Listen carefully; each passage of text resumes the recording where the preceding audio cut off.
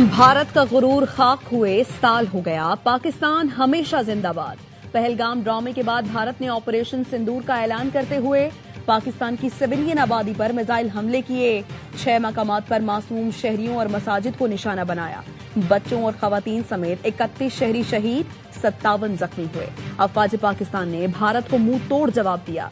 Line of control की फजाओं में जंग अजीम डोम के बाद सबसे बड़ी डॉग फाइट हुई। शाहीनों ने 3 राफेल समेत 5 भारतीय जंगी तैयारे मार गिराए।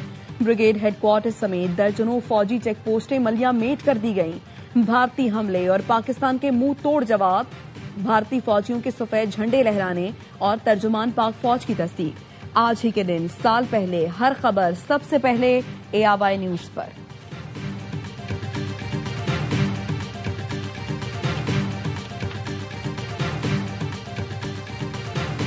पाक फिजाइया ने श्रीनगर से भटिंडा तक दुश्मन को सबक सिखाया। भारतीय फिजाइया को इबरतनाक और तजलील से भरपूर शिकस्त दी। सरबराह पाक फिजाइया air chief marshal Zaheer Ahmed Babar Sidhu का तकरीब से खिताब। कहा, पाक फिजाइया ने दुनिया के सरे फहरिस्त लड़ाका तैयारों को खाक में मिला दिया।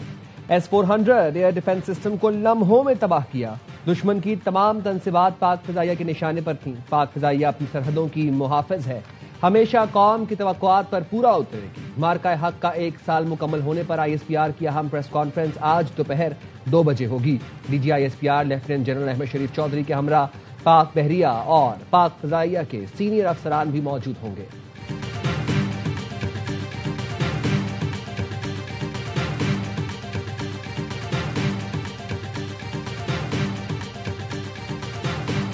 ऑपरेशन बुनियादुल मरसूस महज एक अस्करी कामयाबी नहीं था। फील्ड मार्शल और chief of defence forces of Pakistan Syed Asim Munir की क़यादत में पाकिस्तान ने अपने फितरी हक दिफा का इस्तेमाल करते हुए फैसलाकुन जवाब दिया।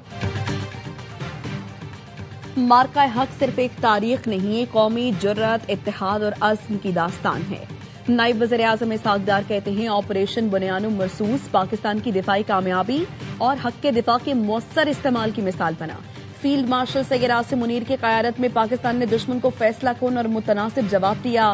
पाकिस्तान अमन का ख्वाह है, लेकिन अपनी खुद मुख्तारी, वकार और सालमियत पर कभी समझौता नहीं करेगा। मार्का हक की सालगिरह सिर्फ माजी की याद नहीं, बल्कि मुस्तकबिल की समत का तयन भी है।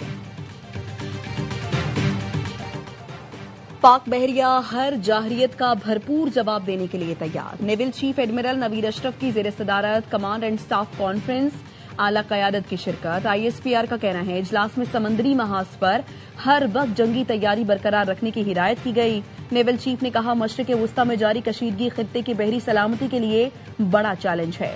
पाक बहरिया खलीज ओमान में मैरी टाइम कम्युनिटी को तहफ़्फ़ुज़ की यकीन दहानी करा रही है। मैरी टाइम सिक्योरिटी चैलेंजेस से निमटने के लिए जदीद हथियारों और टेक्नोलॉजी का हसूल नागुज़ीर है। कॉन्फ्रेंस में मार्का हक के दौरान दी गई कुर्बानियों को खिराज तहसीन पेश किया गया।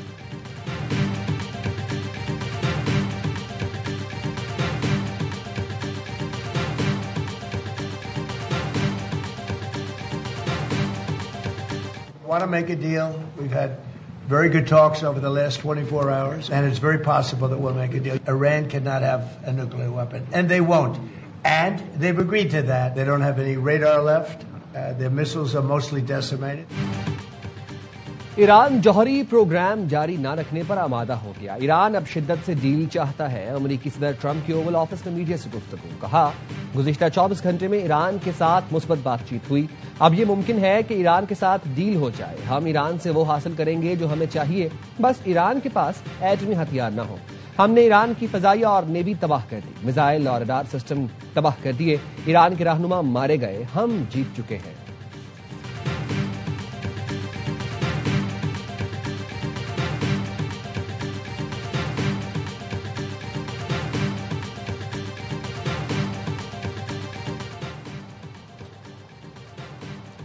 अमरीकी रवैया पीठ में छुरा घोंपने के मुतरादिफ है। ईरानी सदर मसूद पेज़ेश्कियान की फ्रांसीसी हम मनसब से फोन पर गुफ्तगू।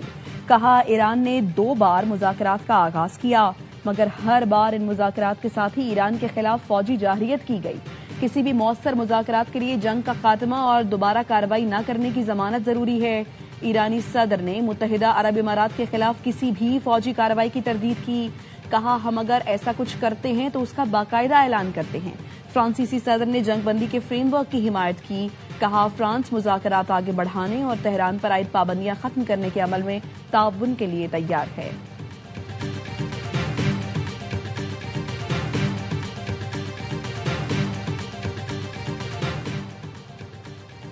ईरान ने जौहरी मामले पर मुज़ाकरात से इनकार कर दिया। ईरानी सुप्रीम लीडर के मुशीर मोहसिन रजाई ने दो टोक कहा, अब हुर्मुज़ पर ईरान का कंट्रोल बरकरार रहना चाहिए। एटमी मामले पर ईरान किसी से मुज़ाकरात नहीं करेगा। ईरानी स्पीकर बागर गालिबाफ कहते हैं, ईरान जदीद तारीख के बड़े जंगी मरहले में दाखिल हो गया। दुश्मन नाकाबंदी के जरिए मौशी दबाव बढ़ा रहा है। ईरानी कौम मुश्किलात के बावजूद आज़ादी और वक़ार पर समझौता नहीं करेगी। अमरीकी मीडिया CNN ने ज़राए के हवाले से बताया, ईरान आज अमरीकी तजावीज़ पर सालिसों को अपना जवाब देगा।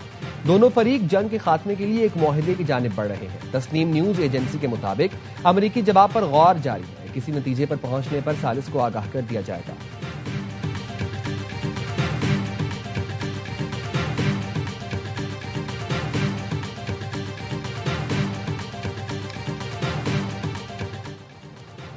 खलीज उबान में अमरीकी फोर्सेस ने ईरानी परचम बरदार ऑयल टैंकर को रोक दिया। अमरीकी सेंटकॉम का कहना है, टैंकर ने नाकाबंदी की खिलाफवर्जी करते हुए ईरानी बंदरगाह जाने की कोशिश की। MT हसना को मुतअद्दिद वार्निंग्स जारी की गई। अमले ने अहकामात मानने से इनकार किया। अमरीकी नेवी के FA-18 सुपर हायर एंड तैयारे की फायरिंग से टैंकर का रुख मोड़ा गया। टैंकर अब ईरान की जानिब नहीं जा रहा।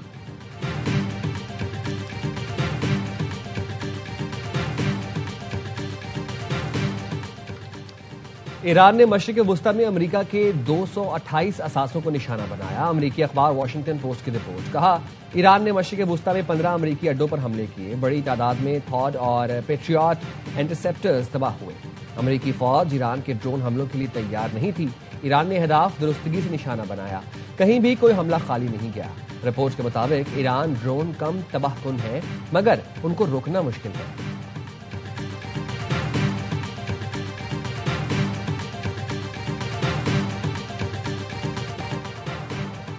वज़ीर-ए-आज़म शहबाज शरीफ एक रोजा दौरे पर गिलगित पहुंच गए। गवर्नर सैयद मेहदी शाह और निगरां वज़ीर आला ने इस्तकबाल किया।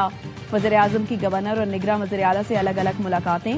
गिलगित बल्तिस्तान के तरक्याती मंसूबों और अमन अमान पर तफसीली गुफ्तगू। वज़ीर-ए-आज़म सोलर बिजली, safe city, laptop scheme, youth business और एग्री लोन मंसूबे का इफ्तिताह करेंगे। गिलगित बल्तिस्तान में 4 दानिश स्कूल्स का संगे बुनियाद रखेंगे।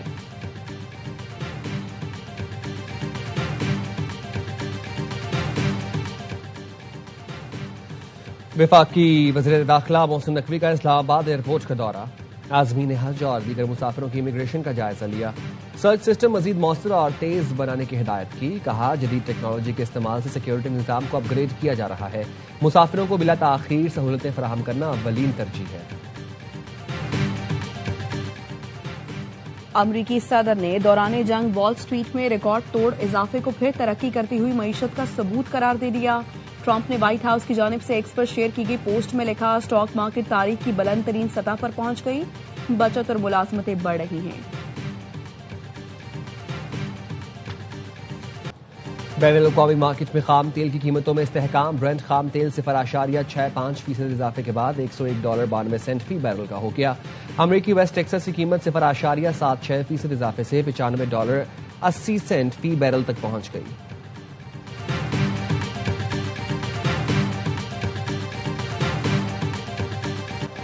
पाकिस्तान स्टॉक मार्केट में मुस्बत रुझान। दौरान ट्रेडिंग 100 इंडेक्स में 1348 पॉइंट्स का इजाफा। इंडेक्स 1,73,052 पॉइंट्स पर पहुंचा।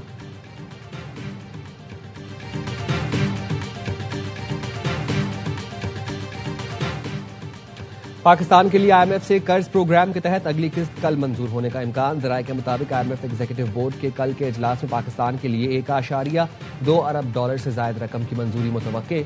पाकिस्तान और IMF के दरमियान स्टाफ लेवल मुआहिदा 27 मार्च को तय पाया था।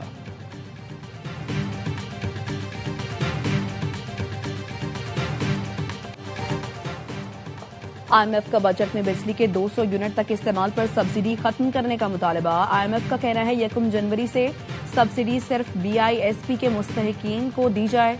ज़राए का कहना है, हुकूमत ने फॉर्मूला तैयार करना शुरू कर दिया है। एक घर में बिजली के 2 मीटर लगाने वाले सब्सिडी से महरूम हो सकते हैं।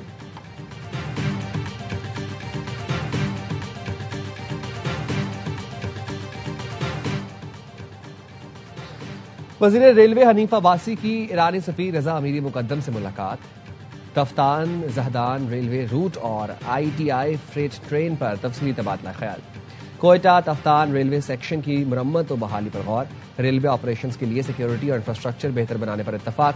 ईरानी सफीर ने खित्ते में अमन के लिए पाकिस्तान के किरदार की तारीफ की। वज़ीर आज़म और फील्ड मार्शल की क़यादत में कोशिशें मौसर करार दी।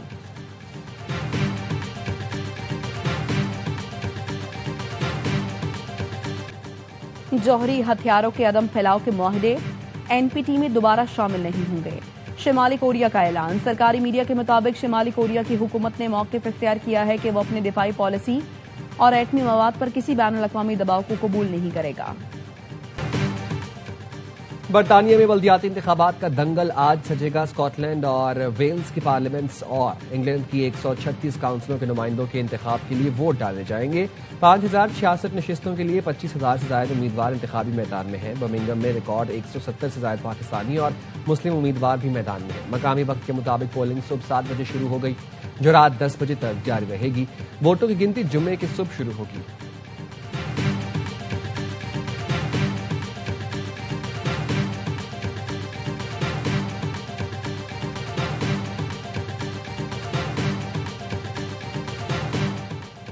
चीफ जस्टिस याहिया अफरीदी ने सुप्रीम जुडिशल काउंसिल का इजलास 14 मई को तलब कर दिया। जजों के खिलाफ ज़ेरे इल्तिवा शिकायत का जायजा लिया जाएगा। जराये का कहना है इजलास में हाई कोर्ट्स के 6 जजों का खत भी ज़ेरे गौर आएगा।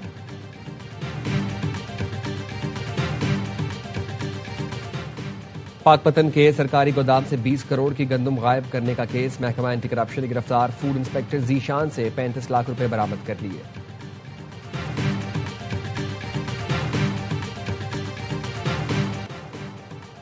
आज से मुल्क के जनूबी और वस्ती इलाकों में शदीद गर्मी का इम्कान। 46 से 50 डिग्री तक जाने की पेश गोई। महकमे मौसमियात के मुताबिक जनूबी पंजाब में दर्जा हरारत 43 से 47, खैबर पख्तूनख्वा, इस्लामाबाद और बालाई पंजाब में पारा 39 से 40 डिग्री तक जा सकता है।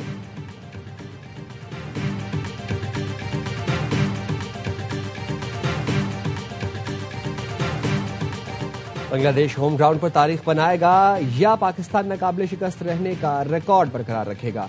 पाकिस्तान और बांग्लादेश के दरमियान सीरीज का पहला टेस्ट कल से ढाका में खेला जाएगा। पहले टेस्ट के लिए दोनों टीमों ने तैयारियों को हतमी शक्ल दे दी। बांग्लादेश होम कंडीशंस में तेज विकेटों से पाकिस्तान का इम्तिहान लेगा। पहले टेस्ट के लिए ग्रीन विकेट तैयार की गई। टेस्ट सीरीज की ट्रॉफी की रोनुमाई आज होगी।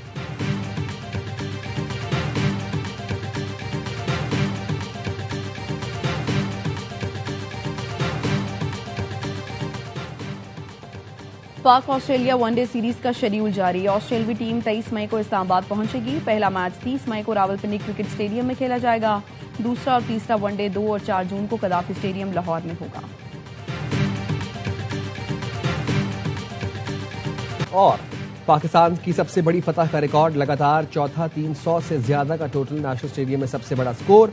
एक मैच में 2 सेंचुरियां और सीरीज में फैसला कुन बरतरी। पाकिस्तान विमेन ने दूसरे वनडे में जिम्बाब्वे को 206 रन के रिकॉर्ड मार्जिन से आउट क्लास कर दिया। कराची में मेहमान टीम 344 रन के ताकुब में 137 रन पर ढेर। कप्तान फातिमा सना की 3 विकेटें। कौमी टीम ने पहले खेलकर 4 विकेट पर 343 रन बनाए। सदफ शम्स और गुल फिरोजा की पहली सेंचुरियां। गुल फिरोजा मैच की बेहतरीन खिलाड़ी करार पाई। सीरीज का तीसरा और आखिरी वनडे हफ्ते को खेला जाएगा।